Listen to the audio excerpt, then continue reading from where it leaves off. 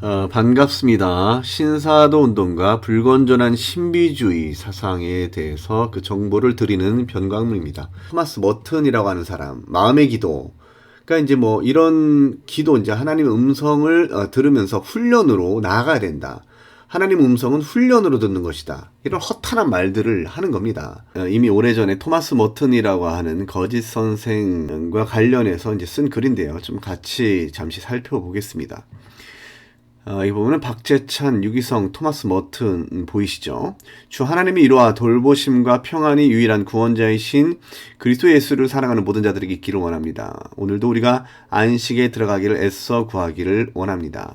우리는 이제 곧 들어가게 될 영원한 안식을 사모합니다.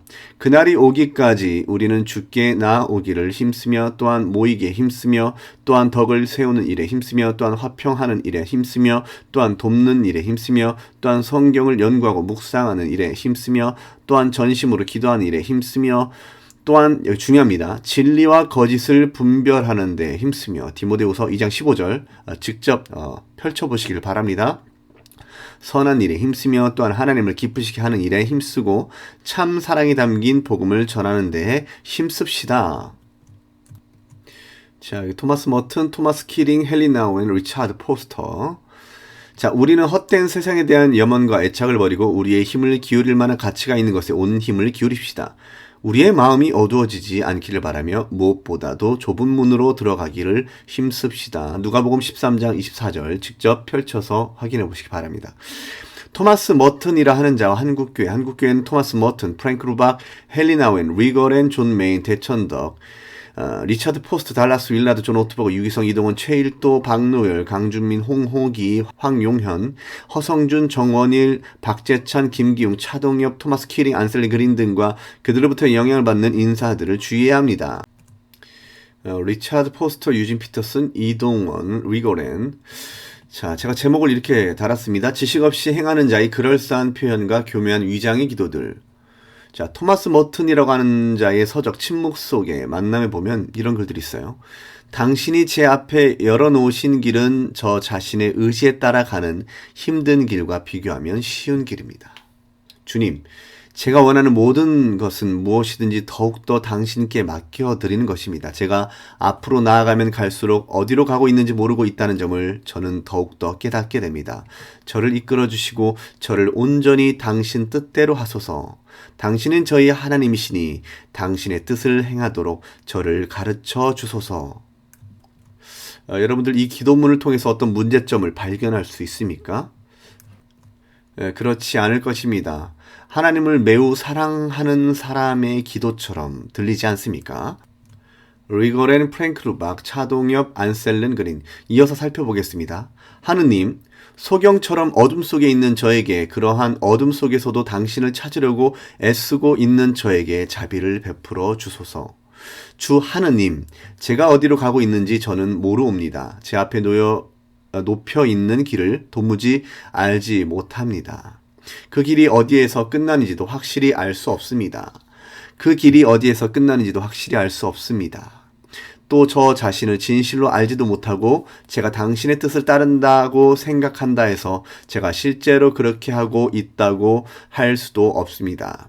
그러나 당신을 기쁘게 해드리고자 하는 갈망이 사실상 당신을 기쁘게 해드린다고 저는 믿습니다. 이 같은 기도문들을 읽으면 성도들은 어떠한 감정이 복받치는가? 혹 하나님을 사모하는 자들은 하나님을 더욱 사랑하는 마음을 갖고 싶지 않는가? 참된 기독인들의 간절한 소원을 대변해 주는 것 같지 않는가? 아마도 예상컨대 대부분 그러한 감정을 갖게 될 것이다. 이 같은 기도문을 읽으면 성도라면 누구든지 정신을 똑바로 차려도 이단적인 글이라고는 상상도 못할 것이다. 왜냐하면 이 같은 글은 상당히 감성적으로 예민하여 자극을 잘 받게 하는 글이기 때문이다. 존 메인, 박노열, 달라스 윌라드, 대천덕.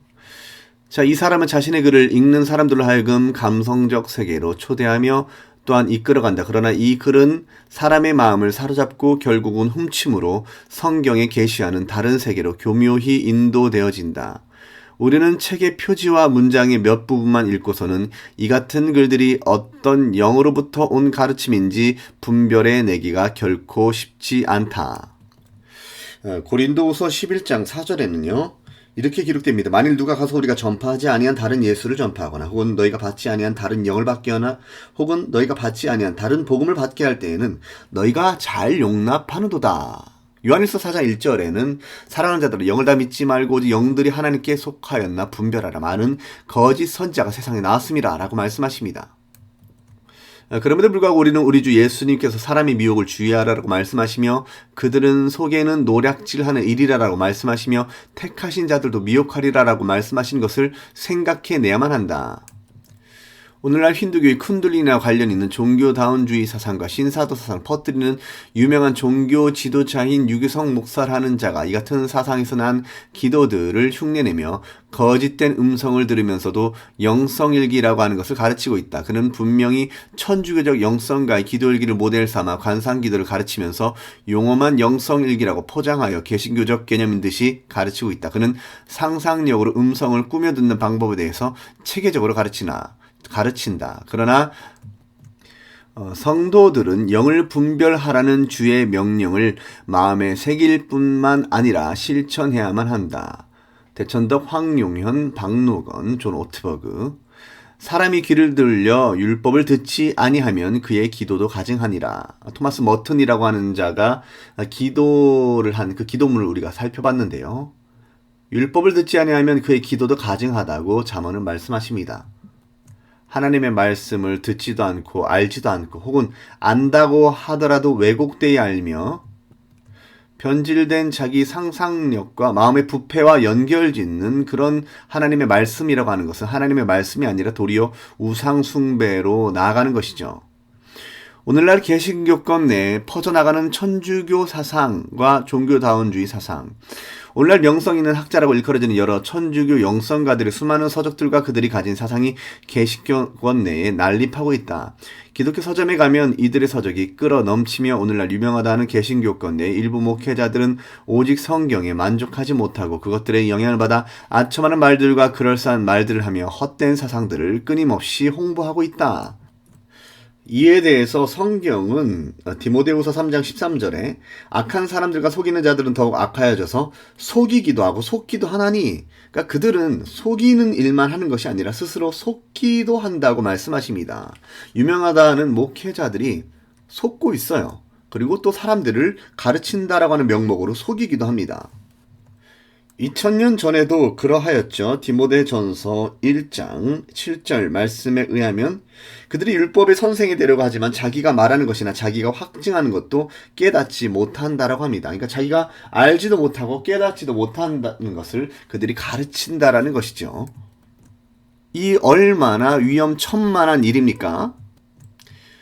이것은 참으로 재앙이 아닐 수 없다. 교회 개혁 사건이 있은 지 500년, 이제 적그리스도적인 그들의 사상이 다시금 교묘하게 꽃피어 친구라는 이름으로 우리의 앞에 서게 된 것이다. 그리고 이 같은 사상은 종교개혁 이전의 사람들을 혼란케 했던 미신 사상으로서 이 세계를 다시 지배하게 된 것이며 차금의 한국 교회를 더럽히게 된 것이다. 누구를 통해서요? 유명하다는 개신교권 목회자들을 통해서, 대형교회 목회자들이라고 하는 사람들을 통해서 이 같은 허탄하고 위험한 사상들이 전파가 되고 사람들을 미혹시키고 있다는 것입니다. 그러나 우리는 여전히 이를 깨닫지 못하고 거짓과 미혹에 고요히 잠식되어 가고 있을 뿐이다. 이 지면에서는 유기성 목사라는 거짓 선지자가 가진 사상과 같으며 또한 그 외에 한국교회 유명 인사들에 의해서 소개하는 사상을 갖고 있는 토마스 머튼이라는 사람에 대해서 살펴보려고 한다. 여기 보면은 허성준 신부라고 하는 사람, 그리고 최일도 목사라고 하는 사람, 여러분 주의하셔야 됩니다. 토마스 머튼이라 하는 자와 천주교회. 자, 그의 글을 보겠습니다. 저희 뜻은 창문과 같기에, 그리고 태초의 탄생이 교만이 아님을 알기에, 저희 삶은 빛에 의해 창문과도 같이 사라짐입니다. 저는 신랑의 태양의 강렬한 빛 안에서 온전히 사라졌습니다. 저희 사랑은 창문과 같기에, 그리고 태초의 먼지와 같은 탄생의 수치가 아님을 알기에 저는 저의 죽음의 새벽까지 온 밤을 기다렸습니다. 제가 저의 성령과 혼인하던 날 그리고 거룩한 변모에 의해 빛 안으로 온전히 사라졌습니다. 자, 이 시는 토마스 멀튼의 The Blessed Virgin Mary Compared to a Window 시의 일부분입니다. 이런 시를 보면은 수사법을 보십시오. 이 문장 표현을 보십시오. 이 문장 표현에 드러난 감정을 보십시오. 이러한 수려함, 화려함 때문에 사람들은 미혹을 받습니다. 미혹이 됩니다. 지식인들 그리고 아는 척하기 좋아하는 목회자들은 또 이런 것들을 소개를 해요. 제대로 사상 분석도 하지 않고 말이죠. 제가 이렇게 썼습니다. 위의 시는 토마스 멀튼이라 하는 자의 시이며 그 유명한 창문의 비유이다. 토마스 멀튼이라 하는 자는 천주교에 있어서 잘 알려진 인물로서 그는 철학과 신학에 있어서 천주교회 일원들의 상당한 선생의 위치에 있다. 물론 이는 천주교뿐만이 아니다. 오늘날 개신교가 빠른 속도로 종교다원주의화 되어가고 있으므로 관상기도나 침묵기도와 같은 이상한 사상을 퍼뜨리고자 하는 개신교권의 일각에서도 토마스 멀튼이라는 자는 상당히 훌륭한 사람으로 평가되어지고 있다.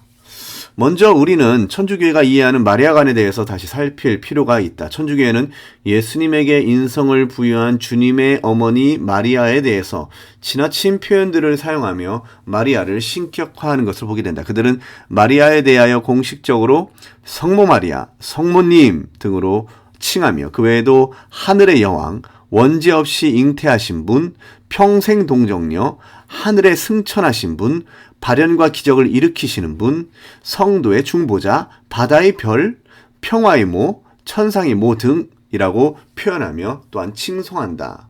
이것이 적그리스도적인 사상을 가진 천주교에서 인정하고 전하는 헛된 사상이다. 분명히 성경은 디모데전서 2장 5절을 통해서 우리에게 말씀하십니다. 하나님은 한 분이시요 또 하나님과 사람 사이에 중보자도 한 분이시니 곧 사람이신 그리스도 예수라. 근데 성모 마리아를 공동 중보자로 올려놓았죠. 근데 이 중보자라고 하는 표현을 신사도 운동권에서는 그들 자신, 자기 자신을 대해서 중보 기도자들, 중보자들이라고 또 이렇게 표현합니다. 헬리나우엔이라고 하는 자는 이제 작은 예수라고 하는 표현을 쓰고요. 오카는 목사라고 하는 분이 또 그것을 이어받아서 작은 예수라고 하는 것을 또 전하였죠. 자, 이런 것들이 이제 신화 사상으로 연결되는 또 조장되는 것입니다. 특히 이제 이 천주교 로마 캐톨릭에서는요, 이 성도의 중보자라고 하는 것을 통해서요, 마리아를 신격화시키고 있어요. 제가 지금 말하고자 하는 것은 로마 캐톨릭과 그리고 이제 신사도 운동권의 어떤 사상의 일부가 좀 비슷한 부분이 있다라는 것을 여러분들에게 말씀드리기 위해서 이제 이 말씀을 드리는 겁니다. 그리고 보십시오. 평생 동정녀 이것도 마찬가지입니다. 여러분들 사도신경을 고백할 때 잘 이해하고 고백을 해야 돼요. 마리아가 평생 동정녀가 아닙니다. 우리가 사도신경에서 동정녀 마리아에게서 나시고 라고 하는 표현을 우리가 사용하는데요. 그가 실제로 예수님을 임신하기 전까지 그는 여전히 처녀였습니다. 남성과 관계를 맺지 않은 상황에서 예수님을 잉태한 것이죠. 그런 의미에서 우리는 동정녀 마리아에게서 나셨다라고 하는데요. 오늘날 이제 이단들은 사도신경의 표현들을 부정하지 않습니까? 그래서 그들이 이제 말하기를 개신교가 완전한 개혁을 하지 못했다. 동정녀 마리아에게서 나시고라고 하는 문구는 아직 로마 캐톨릭의 영향을 받기 때문에 그것을 그대로 삽입한 것이다라고 허탄한 주장들을 합니다. 그 말에 속아서는 안 돼요. 동정녀 마리아에게서 나시고라는 문구는 성경적입니다. 그것이 처녀라고 하는 의미예요. virgin이라고 하는 의미이다. 그러나 이제 로마 캐톨릭은 실제로 이제 평생 동정녀의 개념을 가지고 있죠. 개신교권에서는 실제로 마리아가 예수님을 출생한 이후에 다른 아이들을 가졌을 것이다. 실제로 성적 관계가 있었을 것이다라고 당연히 보고 있는 것입니다. 그러나 로마 캐톨릭은 마리아 같은 경우는 계속해서 처녀로 살았다라고 믿는 것입니다. 그래서 그들은 어떤 독신이나 또한 성적 관계를 맺지 않는 것에 대해서 굉장히 거룩성을 부여합니다. 그래서 이제 수도사들이 독신으로 사는 것도 그런 영향이에요. 하나님께 온전한 영광을 올려드리기 위해서는 결혼 생활도 포기해야 된다. 성관계를 맺어서는 안 된다. 합법적인 부부도 그들은 반대를 하는 겁니다. 그러니까 어떤 고위 성직자, 특히 가르치는 자의 위치에 있으려면은 그런 것들을 포기해야 된다라고 하면서 이제 서약까지 해야 되는 것이죠. 그래서 예전에 종교개혁 시대 때 마르틴 루터가 이것을 성경적이지 않다라고 하면서 깨뜨린 것이 아닙니까? 그 외에도 츠빙글리, 칼빈과 같은 개혁자들이 그것은 성경적이지 않다. 그것이야말로 예수님께서 반대하신 사람의 계명이고 사람이 인위적으로 종교적이라고 하는 것을 명목으로 해서 조작해낸 것이 아닙니까? 아무튼 그들은 마리아를 굉장히 특별히 부각시킴으로 인해서 성모 마리아 성모님 평생 동력녀라는 표현을 사용합니다. 계속해서 살펴보면 토마스 머튼이라 하는 자와 하나님의 어머니 마리아. 먼저 우리가 분별해야 할 것은 마리아에 대하여 이같이 신격화하는 개념을 지니고 하는 지나친 표현들이 천주교회에 있음에도 불구하고 정통개신교회에서는 마리아에 대하여 하나님의 어머니라고 부르는 것에 대하여 이단시하지는 않는다는 것이다. 그러니까 마리아가 실제로 어떤 의미에서는 하나님의 어머니라고 불리어질 수 있죠. 왜냐하면 예수님이 명백한 하나님이시기 때문이에요. 자, 개신교회는 마리아에 대하여 하나님의 어머니라는 용어를 사용하는 것 자체만을 두고 이단시하지 않는다. 도리어 이 용어를 우리는 가지고 갑니다. 자, 이 용어에 대해서 좀 이해를 하려면 교회 역사와 관련된 지식이 필요할 수도 있습니다. 그러나 그 지식이 꼭 없다 하더라도 성경은 분명히 예수님을 하나님으로 말씀하시는 부분들이 많이 나타나기 때문에 그런 의미에서 인성으로서의 어머니, 그러니까 예수님이 마리아의 아들로서 그 마리아의 실체를 부여받았고 그럼에도 불구하고 예수님은 완전한 신성을 가지신 분으로서 그런 의미에서 하나님의 어머니라는 것입니다. 그러나 이 말 자체도 부정하려고 하는 사람들이 있어요. 주의해야 됩니다. 예수님은 하나님의 어머니라고 호칭하는 것 자체를 문제 삼아서는 안 됩니다. 도리어 이 용어를 가지고 마리아를 신격화시키려고 하는 그러한 이론들에 대해서 우리가 반대를 해야 되는 것이죠. 이것이 바로 분별력입니다. 이 분별력이라고 하는 것은 성경에 관련된 명백한 지식을 통해서 얻을 수 있는 겁니다. 어떤 편협을 가진 사고를 통해서 그냥 몰아붙여서는 안 돼요. 자, 왜냐하면 실제로 예수 그리스도는 완전한 하나님이시며 또한 그의 어머니 마리아는 예수 그리스도의 인성의 측면에서 예수 그리스도의 인성을 부여하신 예수 그리스도의 인성의 어머니가 되기 때문이다. 어쩌면 마리아가 하나님의 어머니라는 표면적 고백은 천주교와 개신교가 함께 지니고 있는 전통이라 하겠다. 그러나 예수 그리스도의 인성과 신성을 구별하는 개념을 이해하는 자들에 의해서만 비로소 주님의 어머니 마리아에 대해서 하나님의 어머니라고 불려지게 될 수 있다는 것을 알아야 할 것이다. 한편 이 용어는 어떤 면에서 본다면 성경적인 용어임이 확실함에도 불구하고 어떤 무지한 자들에겐 상당히 오해의 소지가 있는 용어이며 멸망에 빠지게 하는 용어로 이용된다. 실제로 천주교회는 이 같은 어리석은 길을 택하였다. 그들은 이 용어 하나님의 어머니를 마리아를 신격화하는 도구로 사용하고야 만 것이다. 그래서 내가 알기로는 이 같은 신성 모독적인 그들의 교리에 반동적 성향을 갖게 된 개신교권에서는 마리아에 대해서 하나님의 어머니라고 부르는 것 자체를 상당히 꺼려하기 이르게 된 것이다. 그럼에도 불구하고 개신교권에서는 마리아에 대하여 비하하거나 비난하지 않고 신앙인으로서 본받을 만한 한 명의 사람으로 인정한다. 우리는 하나님을 사랑한 인물들인 모세, 욥, 다니엘, 바울 사도, 베드로 사도 등의 신앙을 본받을 수 있듯이 마리아의 신앙도 본받을 수 있는 것이다. 그러니까 제가 말하고자 하는 것은 어떤 편견과 반동 현상 때문에 어떤 개신교권의 이단적 주장을 하는 자들이 마리아를 따르는 것은 잘못된 것이다. 이런 말을 하면서 마리아는 신앙이 없었다. 마리아는 거의 이단적인 자였다. 마리아는 거의 배도자 수준이다라는 식으로 몰아가는 자들이 많이 있습니다. 그 네이버 지식 이런 곳에 검색을 하면 이단자들이 활동을 하는데 그러한 류의 글들을 올린 것을 많이 확인할 수 있다라는 거예요. 그래서 그들의 충동에 여러분들이 미혹을 당해서는 안 된다라는 겁니다. 천주교와 같이 마리아를 신격화하는 것이 아니라면 우리는 마리아의 신앙도 본받을 수 있는 것이라는 것이죠. 토마스 머튼이라는 자가 가르치는 관상기도의 창문의 비유와 주의 종, 다시 한번 읽겠습니다. 저희 뜻은 창문과 같기에 그리고 태초의 탄생이 교만이 아니면 알기에 저희 삶은 빛에 의해 창문과도 같기 사라짐입니다. 저는 신랑의 태양의 강렬한 빛 안에서 온전히 사라졌습니다. 저희 사랑은 창문과 같기에 그리고 태초의 먼지와 같은 탄생이 수치가 아니면 알기에 저는 저희 죽음의 새벽까지 온 밤을 기다렸습니다. 제가 저희 성령과 혼인하던 날 그리고 거룩한 변모에 의해 빛 안으로 온전히 사라졌습니다.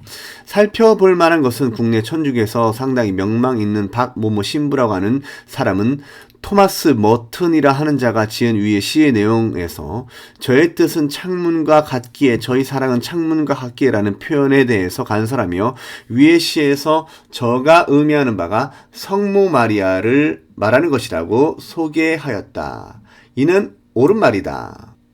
다시 말해서 여기 토마스 머튼의 글 이거 보면은 여기가 이제 저의 뜻은 창문과 같기에 저희 사랑은 창문과 같기에 라는 여기 저 라고 할 때 여기가 이제 성모 마리아를 의미한다라는 거예요.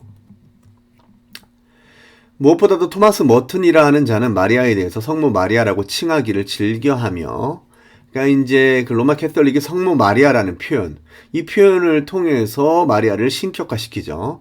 또한 주님의 종임을 강조하였는데 그가 마리아론에 있어서 마리아를 주님의 종이라고 강조한 이유는 그가 중요하게 생각하는 구절이 누가복음 1장 38절로 인함이었다. 마리아가 이르되 주의 여종이오니 말씀대로 내게 이루어지이다 하며 천사가 떠나가니라.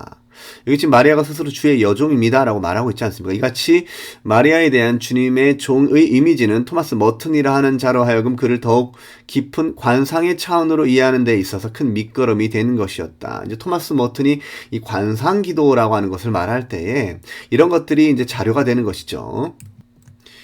자, 유기성 목사라는 거짓 선지자가 소개하는 토마스 머튼이라 하는 자의 성모 마리아 신격화 마리아 숭상사상 토마스 머튼이라는 자는 1938년 12월경에 세례를 받았다. 그가 그때 당시에 그가 회고하는 것을 잘 말해주는 그의 책 이 사람이 유명한 책입니다. 7층산을 살펴보면 이 같은 내용을 발견할 수 있다. 내 영성생활 첫 해에 또 한 가지 큰 결함은 하느님의 모친에 대한 신심이 없었다는 것이다. 나는 교회에서 성모에 관하여 가르치는 교리를 믿었고 기도할 때면 성모성을 외웠다. 사람들은 성모님이 어떤 분이신지 모르기 때문에 복되신 동정녀의 엄청난 힘을 깨닫지 못한다. 자, 살펴보는 바와 같이 토마스 머튼이라는 자의 천주교회의 활동 초기에는 천주교인들이 말하는 바대로 성모 신심, 이게 이제 성모님에 대한 영성입니다. 이 그다지 깊지 않았다고 평가된다.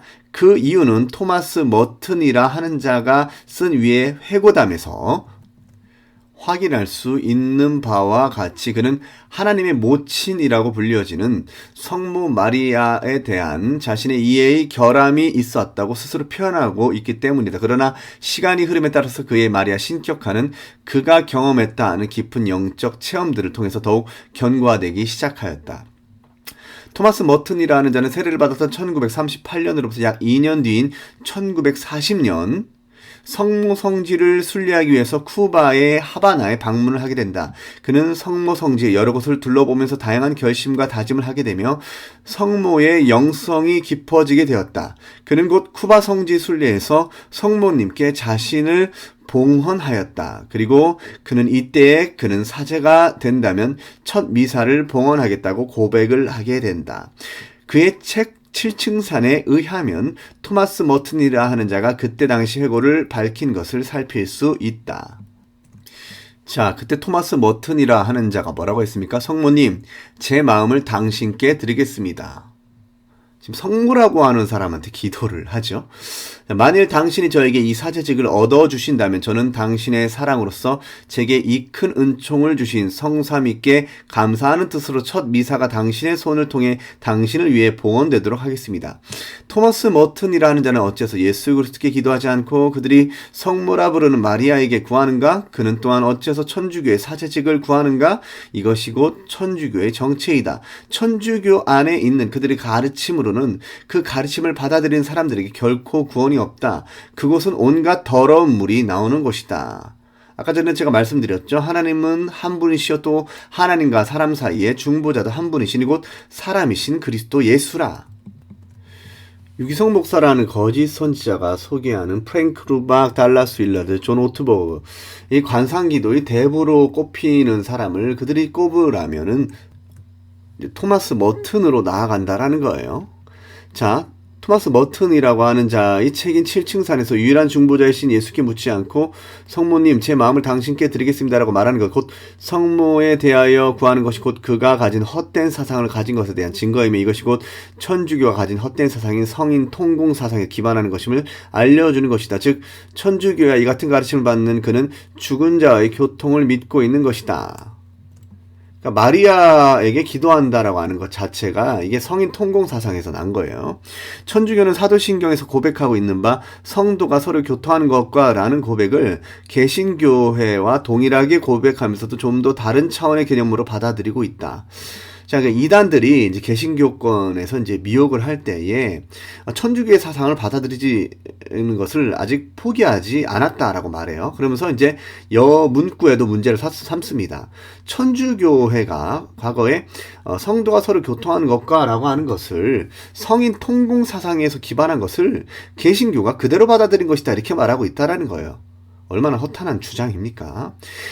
그들이 천주교가 이렇게 고백하는 것과는 상관없이 우리는 실제로 성도와의 교제를 말하는 거예요. 1차적으로는 지상에서 우리가 이제 활동을 할 때의 성도들의 교회로서의 그 성도의 교제를 의미하는 것이고요. 영원 복락에 들어갔을 때도 영원히 주님과 함께하는 것을 의미하는 것이죠. 그러나 오늘 현 지상 세계에서 이미 죽은 자와의 교통을 말하고 있지 않습니다. 그것은 천주교에서 말하는 것이죠. 아무튼 자, 개신교권에서는 사도신경이 성도가 서로 교통하는 것과를 고백하면서 지상에 살아있는 자들인 성도들 간의 교통과 교제가 있음을 고백하는 것인 반면 천주교는 동일한 문장을 대하면서 지상의 성도들이 이미 죽은 그들의 조상들 곧 내세의 사람들과의 교류가 있는 것이라고 믿으며 고백하는 것이다. 그러므로 그들은 오늘까지도 의사 누가 베드로 바울 등 수많은 사람들이 영혼들에 대하여 기도한다. 아무튼 토마스 머튼이라 하는 자는 이같이 자신을 마리아에 대하여 자신의 마음을 드리겠다고 봉헌한 이후에 하바나에 있는 성 프란치스코 성당에서 더 깊은 영적 체험이라고 하는 것을 하는데 그것이 그가 천국 체험을 했다고 오늘날 선전되어지고 있다. 그 이후에도 토마스 머튼이라고 하는 자가 천주교에 입회한 이후에도 성모님은 토마스 머튼에게 끊임없이 영향을 끼쳐왔으며 토마스 머튼이라 하는 자의 깊은 마음의 바닥에는 지속적으로 성모님에 대한 갈망과 사랑이 차지하고 있었다. 이는 토마스 머튼이라 하는 자가 성모님에게 봉헌하는 글들을 통해서 확인할 수 있는 것이다. 자, 그는 1947년 5월 31일 성모 방문 축일에 축복받은 하나님의 어머니께서 엘리사벳을 방문했을 뿐만 아니라 나를 방문했다라고 표현하며 자신이 수도승의 수도 생활을 할 수 있도록 건강과 빛을 자기 자신에게 주었다고 고백하였다. 보십시오. 그는 그로부터 2년 뒤인 1949년 부재서품을 받았을 때에도 성모님께서 제 마음을 모두 가지셨습니다. 계속해서 성모를 칭송하고 있지 않습니까?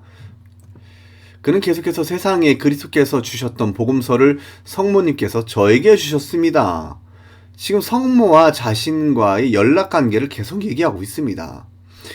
복음서를 성모님께로부터 받았다고 하는 이 같은 고백은 천주교에서는 부재가 될 경우에 복음서 낭독과 설교를 할 수 있는 자격이 주어지게 되는데 이를 염두한 발언인 것이다. 여러분 이 부분이 중요합니다.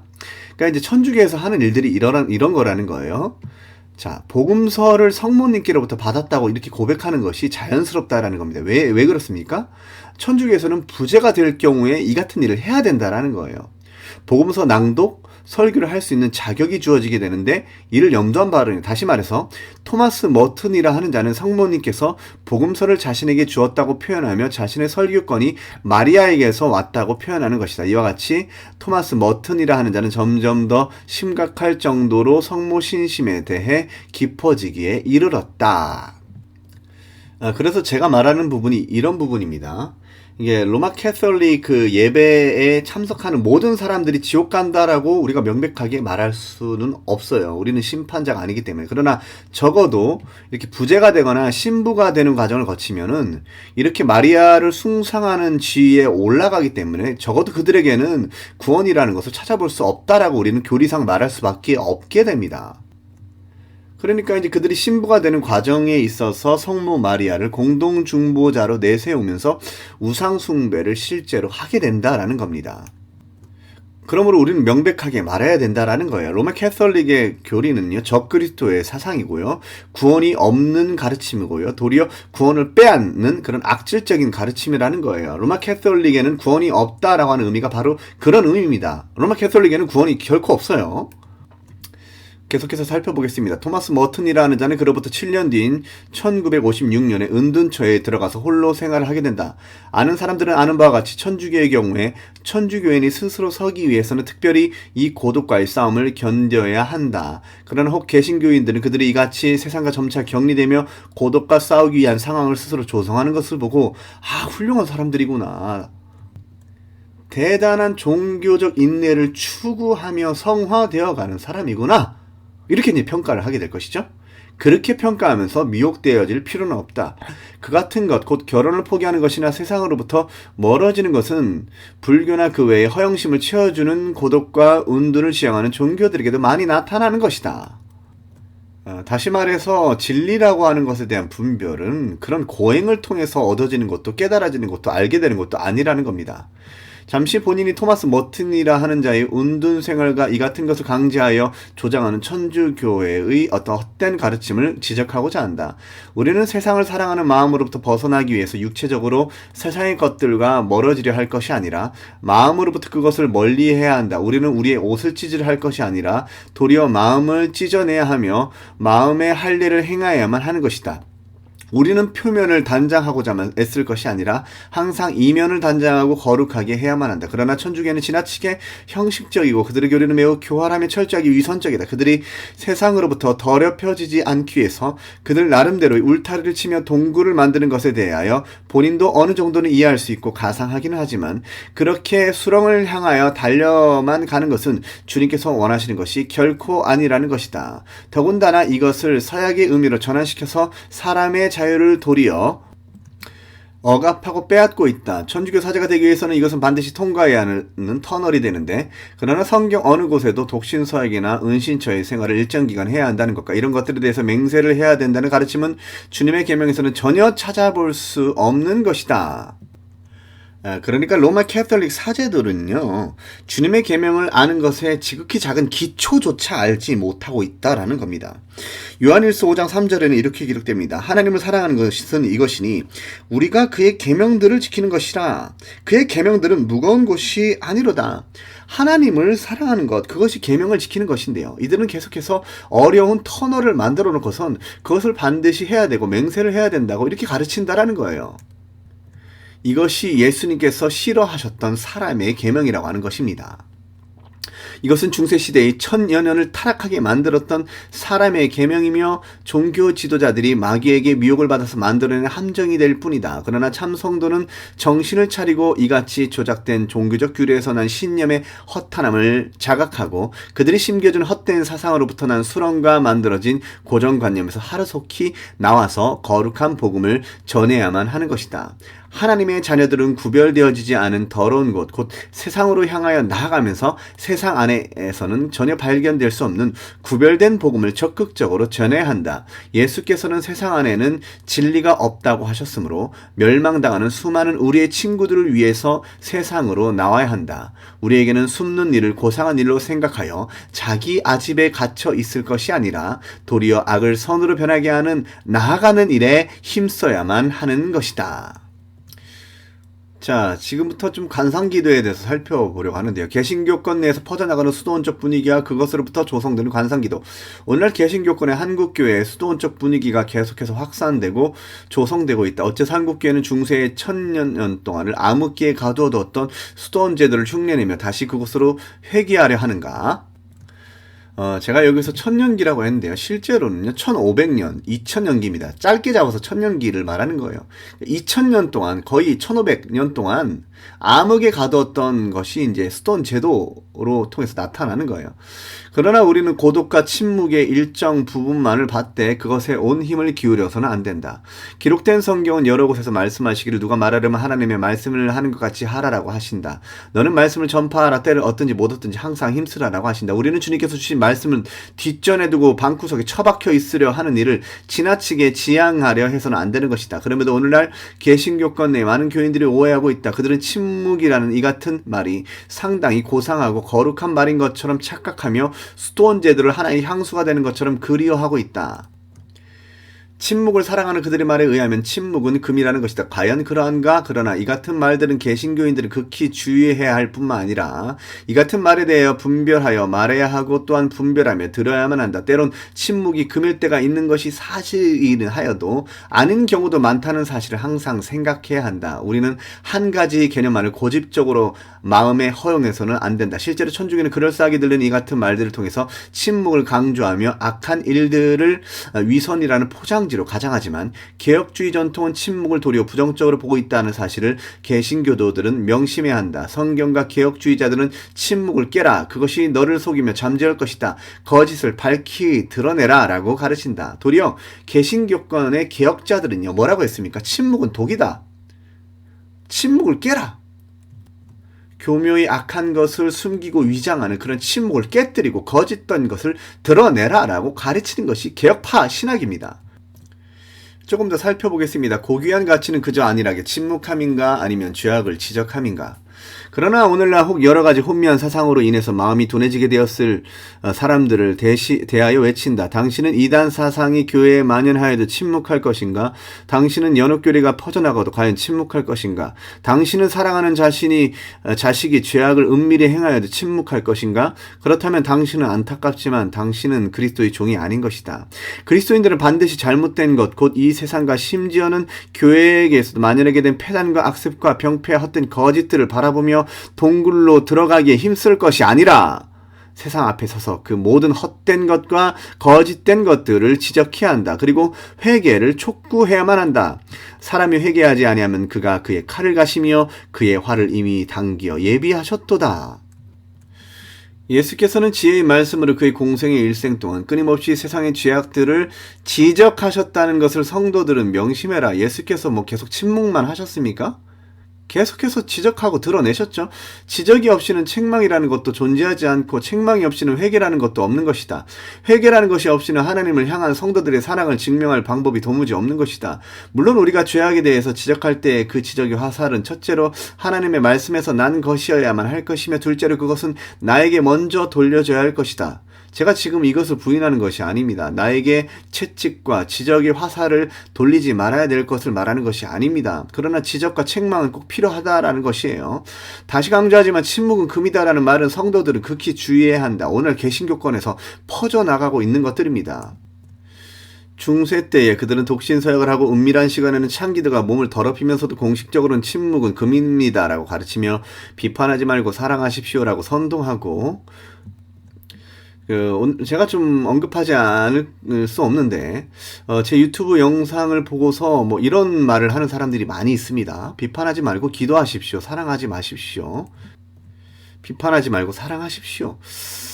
그들이 악을 행하면서 혹시 이런 말을 하고 있는지 참으로 의구심이 듭니다. 그들이 정말로 성경을 분별하였더라면 가증한 것에 대해서 봤을 텐데 그저 거짓 선지자들의 누르게 빠져서 침묵은 금이다라고 하는 그런 사상에 도취되어서 옳게 말하고 옳게 비판하는 것 자체를 문제 삼고 있다라는 것은 참으로 아이러니한 것이죠.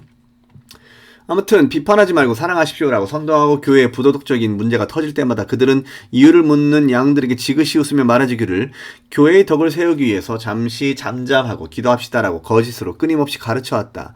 이 같은 그들의 행동과 발언들은 단순히 위기 모면의 수단이요 회개치 않으려 하는 완악함에서 난 것이었다. 그들은 이와 같이 침묵이라는 것을 고상한 것 그리고 신비한 것으로 둔갑시키고 그들은 그것을 방패 삼아서 더 큰 악을 행하였던 것이다. 중요한 것이 있어요.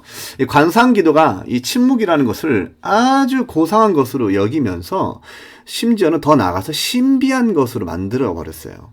그래서 이제 관상기도의 영성이라고 하는 것, 이 침묵이라고 하는 것을 신비의 영역에 둔 것입니다.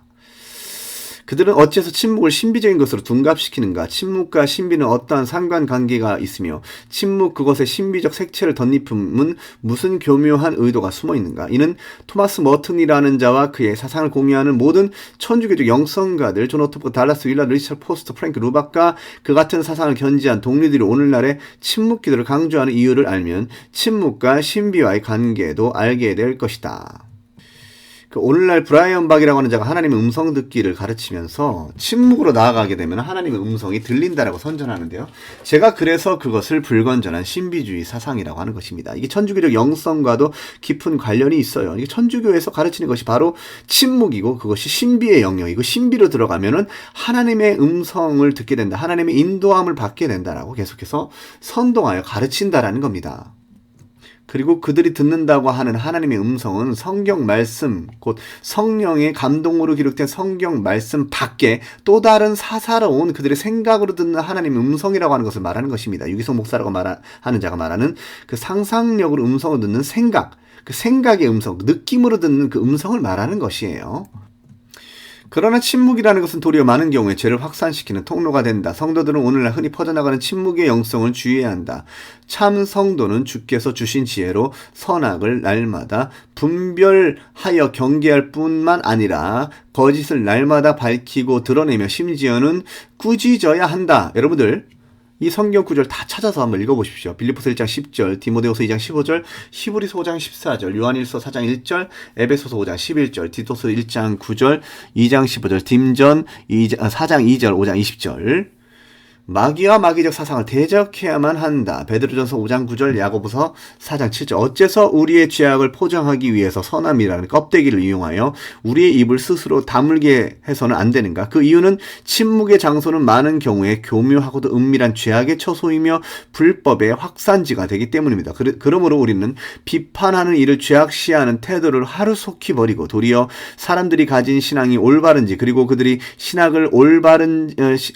올바른지 서로 점검해 주어야 한다. 오늘날 교회 내에 많은 사람들이 잘못된 가르침에 미혹되어서 비판하는 일을 마치 금지시하거나 죄악시하는 미신에 빠져 있지만 예수께서는 단 한 번도 비판을 죄악시하거나 금하신 적이 없다. 다만 합당하고 정당한 비판을 하라고 성토하셨을 뿐이다.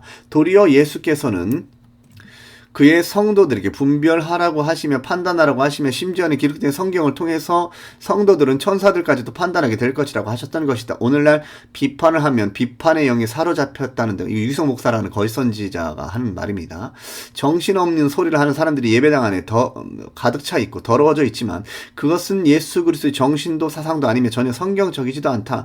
다만 아무리 열심을 내어도 승리자의 관을 얻지 못할 사람들이 이 세상에 수두락할 것이므로 성경은 그의 성도들에게 서로 간에 격려하며 약한 자를 붙들어주며 권면하며 건기할 것을 요구하신다. 디모데후서 2장 5절 말씀 경계하는 자가 법대로 경계하지 아니하면 승리자의 관을 얻지 못할 것이며 디모데후서 3장 7절 항상 배우나 끝내 진리의 지식에 이를 수 없느니라. 빌립보서 3장 18절 내가 여러 번 너희에게 말하였거늘 이제도 눈물을 흘리며 말하노니 여러 사람들이 그리스도의 십자가의 원수로 행하느니라. 여기 여러 사람들이 그리스도의 십자가의 원수로 행한다. 그들이 항상 배웁니다. 유기성 목사라고 하는 자, 토마스 머튼이라고 하는 자, 박재찬 신부라 하는 자, 최일도 목사라 하는 자 항상 배우지만 끝내 진리의 지식에 이룰 수 없는 자들입니다. 하나님의 기적적인 역사가 없다면 말이죠. 누구든지 아무리 예수라는 이름에 대하여 처절한 열심을 내어도 그 사상이 건전치 못하면 그는 실패자인 것이다. 그가 혹 청빈의 삶을 살고 가난을 지향하고 고독을 지향하며 온 몸을 내어줄 정도로 구제에 힘쓴다 하여도 혹은 자기 자신과의 싸움을 능히 극복하고 세상을 대항한 투신으로 인해서 모든 사람들에게 훌륭한 위치에 오른 사람으로 내비쳐진다 하더라도 계시된 성경에서 벗어나는 가르침을 한다면 그는 교만한 자요 이단자가 될 뿐이다. 고린도전서 4장 6절에 뭐라고 기록이 되어 있습니까? 형제들아 내가 너희를 위하여 이 일에 나와 아볼로를 들어서 본을 보였으니 이는 너희로 하여금 기록된 말씀 밖으로 넘어가지 말라. 너희로 하여금 기록된 말씀 밖으로 넘어가지 말라 한 것을 우리에게서 배워 서로 대적하여 교만한 마음을 가지지 말게 하려 함이라 라고 말씀하십니다. 오늘날 김용희 선교사라고 하는 사람이 가난을 엄청나게 지향하는 발언을 하죠. 아무리 그럴지라도 가르침이 바르지 않다면 그는 여전히 죽은 자요 사망에 이르는 자요 사망에 이르게 하는 자요 미혹의 도구로 쓰임을 받는 광명의 천사와 같은 자라는 거예요. 그런 자들은 여전히 교만한 자고 이단자가 될 뿐입니다. 그러므로 우리가 가져야만 하는 사상은 성경에 계시된 지혜에 의한 것이 되어야만 하며 그 지혜는 또한 지혜의 영으로부터 부여받은 것이 되어야만 한다. 토마스 머튼이라 하는 자의 성모님은 나의 사랑의 전부. 토마스 머튼이라 하는 자는 그로부터 10년 뒤인 1959년 12월에는 성모님께 희망을 둡니다. 오늘 미사에서 저는 생각했습니다. 만약 제가 당신을 가졌다면 다른 것은 아무 문제가 되지 않습니다. 이것이 토마스 머튼이라고 하는 자의 발언입니다. 그러나 고독을 향한 이 갈망이 당신을 향한 저의 사랑의 부분이고, 자, 여기도 마찬가지로 고독에 대해서 말하고 있죠. 그러나 고독을 향한 이 갈망이 당신을 향한 저의 사랑의 부분이고 저를 향한 당신의 의지라면 문제가 됩니다. 라고 고백하였다. 이 대목에서 고독을 향한 이 갈망이 당신을 향한 저의 사랑의 부분이고 저를 향한 당신의 의지라면 문제가 됩니다. 라는 말을 통해서 토마스 머튼이라고 하는 자가 고백하고 싶었던 것은 곧 성모님이 나의 사랑의 전부라는 것임을 알 수 있다. 토마스 머튼이라고 하는 자가 가르치는 창문의 비유에서 나타나는 마리아 신격과, 자, 아까 읽었던 문장입니다. 토마스 머튼이라는 자가 말하는 창문은 아주 맑고 깨끗한 창문이다. 그러므로 창문 밖이 깨끗하게 보인다. 그러나 시간이 지나면서 창문에 먼지가 묻어 때가 끼기 시작하는데 이로 인해서 창문은 재구시를 하지 못하게 된다. 때가 낄수록 창문 밖에 사목을 볼 수 없게 된다. 그때 성모 마리아를 바라보면, 이게 관상입니다. 자기의 모습은 때 묻은 마음은 비어지고 예수 그리스도가 보인다고 설명한다. 토마스 머튼이라 하는 자는 성모님이 나의 사랑의 전부라고 고백하였던 1959년으로부터 3년 뒤인 1962년에 한 강론에서 이 같은 비유를 사용하여 마리아에 대하여 표현함으로 그녀를 더 부각시킨다. 순수함과 겸손의 완전함에 의해 성모 마리아보다 하느님의 빛을 더 완벽하게 소유한 이는 없었다. 그녀는 빛이 비춰지면 온전히 사라지는 듯 보이는 깨끗한 유리창처럼 진리와 충만이 하나 되었다. 그러니까 토마스 머튼이라고 하는 자에 의하면 성모 마리아라고 하는 자는 하나님과 가까이 있는 사람들 가운데 전무후무한 자라는 것이죠. 그리고 그것을 바라보는 것이 관상이라는 거예요. 그러니까 관상기도라고 하는 것은 또한 성모 마리아와 연관이 됩니다. 그는 그 외의 책에서도 마리아에 대해서 이같이 표현한다. 이기심이 전혀 없고 아무런 죄도 없는 자, 마리아가 죄가 없다고 말하죠. 성모님은 햇빛을 들여보내는 기능, 이 외에 다른 기능은 전혀 하지 않는 맑은 유리창과 같이 깨끗하십니다. 성모 마리아를 맑은 유리창으로 비유하면서 아무런 죄도 없다라고 말합니다. 즉 토마스 머튼은 성모 마리아는 아무런 죄가 없다고 표현하며 맑고 깨끗한 유리창이라고 표현하며 하느님의 빛을 더 완벽하게 소유한 이는 없다라고 말하고 있는 것이다. 이와 같이 그에게 있어서 성모님은 진정한 관상가로서 나아가는 자들로 하여금 가장 훌륭한 모델이 되며 하나님의 빛을 드러내 보여주며 하나님의 진리를 반영하여 주며 하나님의 사랑을 드러내주며 하나님의 지혜라고 표현하며 인간으로서 가장 완벽한 사람이었다고 말한다. 토마스 머튼이라 하는 자는 그로부터 3년 뒤인 1965년 은둔초의 이름을 가르멜의 성모님이라고 짓는다. 그리고 저는 성모님 당신이 필요합니다. 그리고 그분은 이곳에 계십니다. 라고 하였다. 토마스 머튼의 신앙을 존경하고 그의 사상을 추종하는 천주교인들은 토마스 머튼이라는 자가 은둔처에서 생활하는 오랜 기간 동안 성모님과 함께 생활하였다고 말한다. 물론 이것은 토마스 머튼이라는 자가 고백하는 바와 같이 성모님이 모든 수도원의 수도성들과 함께 수도성들을 위해서 사시는 분이셨다는 고백들에 근거한 것이다. 자, 축복받은 성모님은 지혜 안에 감추어져 있는 모든 것이 그녀의 삶 안으로 일어나고 보여지는 유일한 창조된 존재입니다. 왜냐하면 그녀는 하느님의 위격보다는 그 본성 안에 있는 지혜의 인격적인 현현이라고 말해줄 수 있기 때문입니다. 이게 무슨 허탄한 주장입니까? 그리고 한국교회는 어째서 이런 관상기도가들을 따라가려고 합니까? 어째서 렉치오 디비나를 말하며 성독이라고 하는 것을 말합니까? 박노건 교수라고 하는 사람, 감리교권 모건대학교 전 총장입니다. 총장. 이런 것들을 계속 가르친다라는 거예요. 개신교권에서 말이죠. 지금까지 살펴본 바와 같이 토마스 머튼이라는 거짓 선생에게 있어서 성모님이라 하는 존재는 마치 어머니와 같은 존재였고 사랑하는 연인과 같은 존재였다. 그는 아들을 기다려주는 성모님의 마음으로부터 자비와 친밀감의 감각을 배웠다고 고백한다. 토마스 머튼이라 하는 자는 성모님을 가장 사랑하였고 성모님을 통해서 하나님을 바라보게 되었기 때문에 그 사상을 따르는 사상가들은 토마스 머튼이라 하는 자가 가진 성모의 영성을 통해서 성모 마리아를 깊이 있게 이해할 수 있다고 생각한다. 그러므로 그들은 성모 신심에 대해서 더욱 깊이 있게 묵상해야 한다고 강조하는 것이다. 토마스 머튼이라고 하는 자의 관상의 모델인 마리아. 토마스 머튼이라는 자의 서적에 의하면 초기부터 마리아에 대하여 주님의 종이라고 강조한 것을 알 수 있다. 그는 성모님의 모든 은총의 중재 역할을 강조하며 이 주님의 종을 더욱 강조하여 나가게 되었고, 마리아를 관상의 하나의 큰 모델로 삼게 되었다. 이것이 후에 관상 기도를 체계하는 것에 이르게 된 것이다. 그는 성모님을 통해서 예수 그리스도께 나아갈 수 있고 주님과 일치할 수 있으며 하나님과 하나됨을 추구할 수 있게 되었다고 하였다. 천주교에서 자주 사용하는 용어 중에 마리아의 전구를 통해서 간다라는 표현이 있습니다. 그것이 바로 이것을 의미하는 거예요. 이 같은 큰 역할을 하게 된 것이 곧 그의 모델인 성모였던 것이다. 그래서 이렇게 말합니다. 우리 안에 말씀에 대해 오신 성모님, 말씀, 철저한 자기 비움으로서의 주님의 여종, 이것이 바로 자기 비움, 주님과의 온전한 일치, 이것이 이제 창문 비유를 통해서 나타낸 것이죠. 이와 같이 토마스 머튼이라는 자에게 있어서 마리아는 단순한 하나님의 도구로서 이해하는 개념을 넘어서는 것이다. 마리아는 하나님의 도구 이상으로 간주되어지며 마리아보다 더욱 겸손하고 더욱 완벽한 관상의 모델은 없다고 평가한다. 토마스 머튼이라고 하는 자가 가르치는 단순함과 감추어짐, 자기 비움이라고 하는 용어의 개념이 무엇일까요? 그는 성모님의 단순함과 감추어짐을 강조하며 주님의 종으로서의 자기 비움 안에서의 관상의 완벽한 모델이 성모님이라고 가르쳤다. 그러므로 토마스 머튼이라는 자는 성모님이야말로 가장 위대한, 가장 훌륭하고 가장 탁월한 관상의 모델이셨다고 평가하며 이 같은 모델을 따라 살게 된다. 토마스 머튼이라는 자가 강조하는 단순함, 성모님은 인간과 모든 그 일상 안에서 어떤 드라마틱하거나 굉장한 행복감 없이 그녀의 삶의 방식 안에서 단순하고 겸손하게 그녀를 따르는 사람들에게 가까이 계신다. 단순한 자들에게 가까이 계신다. 토마스 머튼이라는 자가 가르치는 감추어짐과 자기 비움, 사실 정확하게 말해서 이것이 성모님의 가장 큰 영광입니다. 즉 자기 자신의 것이라고는 아무것도 가지지 않는 것, 자기 자신에게 영광이 될 수 있는 자신의 것을 아무것도 가지고 있지 않은 것, 어떤 모양으로도 하나님의 뜻과 사랑에 거역하지 않는 것. 그래서 성모님은 그 어떤 성인들보다도 많은 것을 하느님께 받았습니다. 비움을 찾는 것은 성모님을 찾는 것입니다. 비움 속에 감춰져 있는 것은 성모님이 하느님으로 충만해 있듯 하느님으로 가득 차 있는 것이며 하느님을 사람들에게 모셔오는 성모님의 사명에 동참하는 것입니다.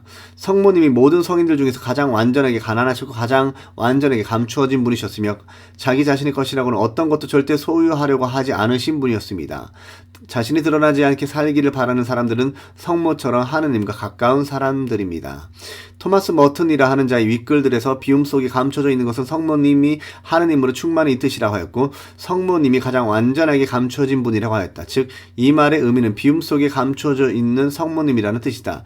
이는 성모님이 비움 속에 감추어져 있기 때문에 하느님의 어머님이 되셨고 관상의 모델이 되셨다고 설명하는 것이다. 성모님께서 숨어 계시는 하느님 안에 우리도 숨어든다면 우리는 성모님을 찾아 만날 수 있습니다. 따라서 토마스 머튼이라는 자의 말에 의하면 관상가는 하느님 중심의 삶을 사는 삶, 성모님처럼 하느님을 찬미하는 삶이라고 하는 것이다. 축복받은 성모님은 지혜 안에 감추어져 있는 모든 것이 그녀 삶 안으로 일어나고 보여지는 유일한 창조된 존재입니다. 왜냐하면 그녀는 하느님의 위격보다는 그 본성 안에 있는 지혜의 인격적인 현현이라고 말해줄 수 있기 때문입니다. 토마스 머튼이라는 자의 종교다운주의적 발언. 나는 불교의 빛으로 조명하지 않고서는 기독교를 제대로 이해할 수 없을 것이다. 이게 도대체 무슨 말입니까? 예수님을 이해하는데, 기독교를 이해하는데 불교의 빛이 왜 필요합니까? 이런 허탄한 사상을 받아들이는 자들이나 선전하는 자들이나 똑같은 사람들 아닙니까? 토마스 머튼이라는 자의 성모에 대한 발언들, 이건 아까 했던 것이죠.